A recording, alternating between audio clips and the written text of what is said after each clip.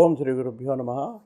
ధర్మ సందేహాల్లో భాగంగానండి కొంతమందికి ఒక అనుమానం వస్తుందండి. రోడ్డు మీద డబ్బులు దొరికితే, డబ్బులు ఏమైనా దొరికినాయి అనుకోండి, చిల్లర నాణ్యాలు దొరకచ్చు, లేకపోతే ఒక 10 రూపాయలు 100 రూపాయలు కూడా దొరకచ్చు. ఏం చేయాలి? జేబులో పెట్టుకొని వెళ్ళిపోవటమేనా, లేకపోతే ఎవరికైనా దానం చేయాలా, ఏం చేయాలి అనేది చాలామందికి ఇదో ధర్మ సందేహం అండి. దీనికి మనం కొంతమంది ఏం చేస్తుంటారంటే, అందుట్లో ముఖ్యంగా రకరకాల నమ్మకాలండి. శుక్రవారం నాడు ఏదైనా ఒక నాణ్యం అమ్మో శుక్రవారం లక్ష్మీదేవి ప్రసాదం అని జాగ్రత్తగా తీసి పర్సులో పెట్టుకునే వాళ్ళు ఉన్నారు కొంతమంది. ఎవరి అభిప్రాయాలు, ఎవరి ఆత్మసంతృప్తి వారిదనుకోండి. ఒక్కొక్కడు ఉంటాడు, ఆ డబ్బు అక్కడ ఉంటే అది ఆ కాలుతో నొక్కేస్తాడు దాన్ని. ఎందుకని అవతల వాడు ఎవడన్నా చూస్తే నాది అనుకుంటాడు. ఆ జనం తగ్గే వరకు అలాగే నిలబడతాడు అక్కడ. ఆ తర్వాత ఆ కాలు తీసి అది కాదు జేబులో పెట్టుకుని ఏదో హాయిగా భలే ఉంది వాడు నాకు అదృష్టం అనుకుంటాడు.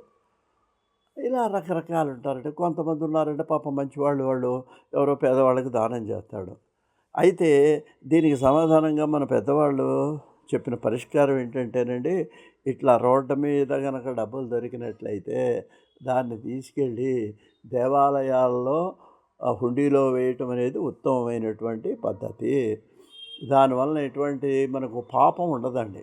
దొరికింది మనకి, దాన్ని తీసుకెళ్ళి దేవాలయంలో హుండీలో వేసామనుకోండి, అది దైవ కైంకర్యానికి ఉపయోగిస్తారు. కాబట్టి దానివల్ల మనకు పుణ్యమే కానీ పాపం లేదు. ఒకవేళ ఏమంటే నేనే జేబులో పెట్టుకుంటే ఏమవుతుందంటే, నువ్వు పరద్రవ్యాన్ని హరించిన అది ఎవరిదో నీకు తెలియకపోయినా ఎవరిదో వేరేవాడిదే కదా. అందువల్ల ఆ పరద్రవ్యాన్ని అపహరించిన పాపం నీకు వచ్చే అవకాశం ఉంది. కాబట్టి దాని నుంచి కూడా నువ్వు విముక్తి పొందాలన్నట్లయితే అటువంటి పరిస్థితిలో ఆ ధనాన్ని ఒక దేవాలయంలో వేయటం అనేది ఉత్తమమైన పద్ధతి అని మన పెద్దలు చెప్తూ ఉంటారండి.